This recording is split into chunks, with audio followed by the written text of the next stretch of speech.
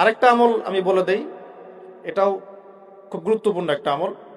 আর আমি যা বলছি আল্লাহ পাক যেন আমাকে আমল করার তৌফিক দান করে। আল্লাহ রাব্বুল আলামিন আরেকটা হাদিসের মধ্যে, কুদসির মধ্যে বলছেন যে রাত যখন শেষ অংশ আসে, রাতের শেষ অংশে আল্লাহ পাক বলছেন, রাতের শেষ অংশে আল্লাহ রাব্বুল আলামিন প্রথম আসমানে নেমে আসেন। কিভাবে আল্লাহ নেমে আসেন এটা ব্যাখ্যা করার দরকার নাই। এটা যারা ব্যাখ্যা করতে যাবে গোমরা হয়ে যাবে। ঠিক আছে, কোনো দরকার নেই। আল্লাহ বলেছেন আমি নেমে আসি, কিভাবে আসেন আল্লাহ ভালো জানেন। আল্লাহ পাক তার শান অনুযায়ী, তার শওকাত অনুযায়ী এটাকে বাস্তবায়ন করবেন, আমাদের ভাবার দরকার নাই। ঠিক আছে, কয়েকটা বিষয় নিয়ে খুব বেশি ভাবতে যাবেন না।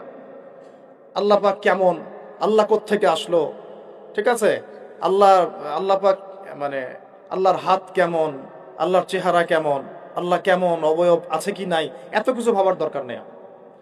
যারা এগুলো নিয়ে বেশি ভাবতে গিয়েছে গোমরা হয়ে গেছে। আল্লাহ আল্লাহর মতো। আল্লাহ কার মতো? আল্লাহ শুধু আল্লাহর মতোই, কোনো কিছুর সাথে তার তুলনা নাই। ঠিক আছে, আল্লাহ পাকের নেমে আসাও আল্লাহ পাকের মতোই, আমরা এটা ব্যাখ্যা করতে পারবো না। আল্লাহ পাক বলছেন নেমে শেষ অংশে, রাতের শেষ অংশে, এবং বান্দাদের প্রতি আহ্বান করতে থাকেন, ফজর পর্যন্ত আহ্বান করতে থাকেন কন্টিনিউয়াসলি।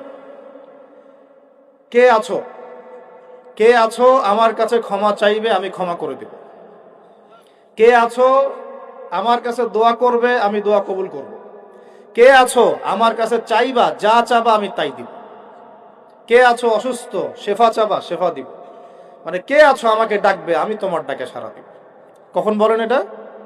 যখন আমরা ঘুমাই, যখন আমরা কি করি, একদম ফেসবুক চালাই বসে বসে, ইউটিউব চালাই, ওই সময় মেয়েদের সাথে কথা বলি, ওই সময় গার্লফ্রেন্ডকে সময় দিই, তাই না ভাই? এগুলা সারা রাত